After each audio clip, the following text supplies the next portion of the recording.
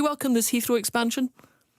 Well, can I, first of all, make the point that Rachel Reeves' announcements today are a sign of what economists and others have been saying for several months, which is that the UK budget and the Chancellor's decisions have been harming growth, and a plan is desperately needed from the UK government to drive recovery.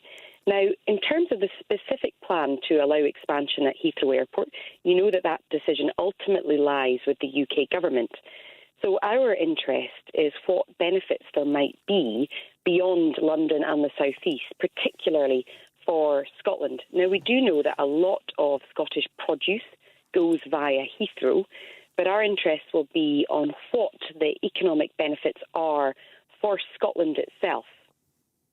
Well, I mean, Nicola Sturgeon, though, did withdraw support for, the Heathrow expansion when she declared a climate emergency. So it's a bit ironic that we're looking to derive benefits from something that the Scottish Government opposes, or does it not anymore? Well, we signed a memorandum of understanding with Heathrow Airport back in 2016. And the interest there was ensuring that we did benefit from this major infrastructure project.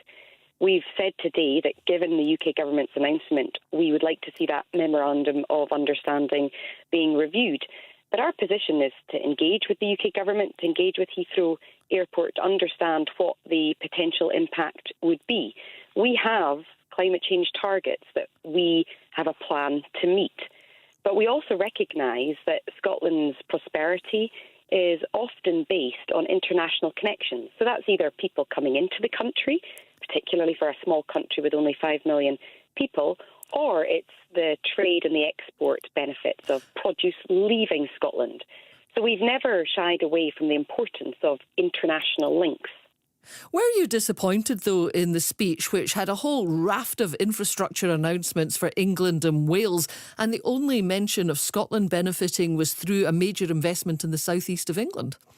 I mean, you capture it well. It's hugely ironic, and this comes after the Chancellor's comments on Sunday to Laura Kuenssberg, where her dismissal of the issues at Grangemouth, and she said, well, look at Teesside anyway, because things are happening there.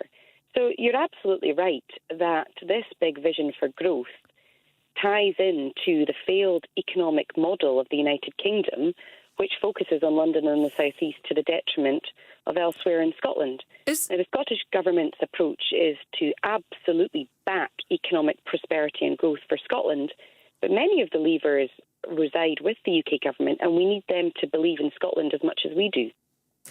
It's been described by the unions as a missed opportunity to exploit Grangemouth and convert it to make sustainable aviation fuel. Given a lot of this kind of green aviation that we're hearing about would need that, and it has to be imported, is there anything the Scottish Government can do to capitalise on that? Well, we are focusing on sustainable aviation fuel and the potential of it. But you're right, Grangemouth is critical to the United Kingdom's industrial future. The UK government cannot meet its climate change targets, its renewables targets and industrials targets without Scotland. But that requires the requisite investment from the UK government as well. There is obviously Project Willow in terms of looking at the future of the Grangemouth area.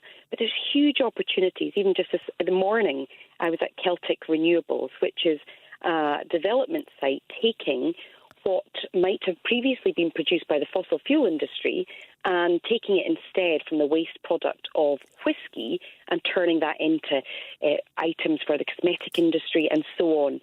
So there's so much innovation happening in Scotland right now. We do require investment to back it, and we need the UK government to care as much about Scotland as they appear to do about London and the South East in today's speech.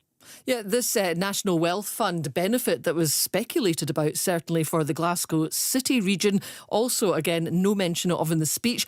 She suggests she's working with devolved governments to increase investment around the UK. Can you shed any light on that? Can you tell us what project you're working on with the UK government?